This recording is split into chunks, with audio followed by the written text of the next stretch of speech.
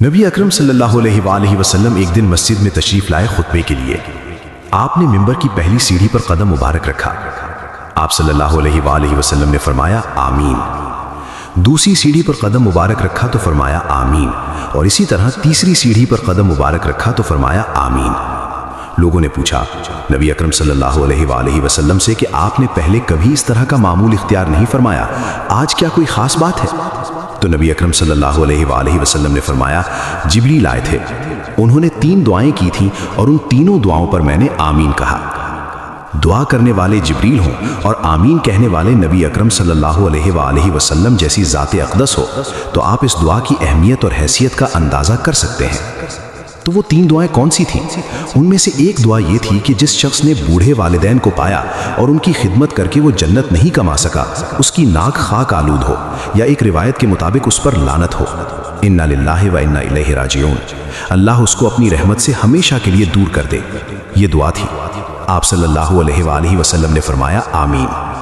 دوسری دعا یہ تھی کہ جس شخص نے میرا یعنی نبی اکرم صلی اللہ علیہ وآلہ وسلم کا نام مبارک سنا اور سن کر صلی اللہ علیہ وآلہ وسلم نہیں کہا یا کوئی درود کا کلمہ نہیں پڑھا، آپ کے لیے رحمت کی دعا نہیں کی، فرمایا اس پر بھی لعنت ہو۔ نبی اکرم صلی اللہ علیہ وآلہ وسلم نے اس پر بھی آمین فرمایا۔ پھر جبریل نے جو تیسری دعا کی وہ یہ تھی کہ جس کو رمضان زندگی میں ملا اور وہ رمضان میں نیکیاں کر کے اپنے اللہ سے اپنی مغفرت نہیں کروا سکا تو فرمایا اس پر بھی لعنت ہو۔ نبی اکرم صلی اللہ علیہ وآلہ وسلم نے اس پر بھی آمین فرمایا۔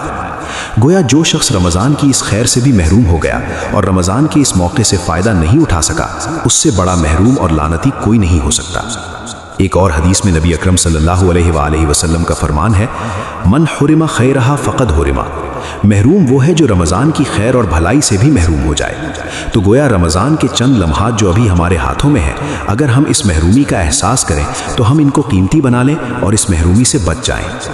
اللہ تعالیٰ مجھے اور آپ کو، ہم سب کو رمضان کی محرومیوں سے بچائے اور دنیا اور آخرت کی ہر طرح کی محتاجیوں اور محرومیوں سے بچائے، اس لیے کہ خیر وہ ہے جو اللہ کے پاس ہے۔ وَرِزْقُ رَبِّكَ خَيْرٌ وَأَبْقَىٰ، خیر وہ ہے جو تیرے رب کے ہاتھ میں ہے، خیر اور بھلائی وہ نہیں جس کا تصور میں اور آپ رکھتے ہیں۔ اور اللہ کریم نے جتنی بھی خیر دنیا میں نازل کی ہے اس کا ایک وافر حصہ رمضان المبارک کے اندر رکھا ہے۔ اللہ ہمیں دنیا اور آخرت کی ہر طرح کی خیر حاصل کرنے اور اس رمضان کے لمحات سے اور جو بقیہ لمحات ہیں ان سے فائدہ اٹھانے کی توفیق عطا فرمائے، آمین۔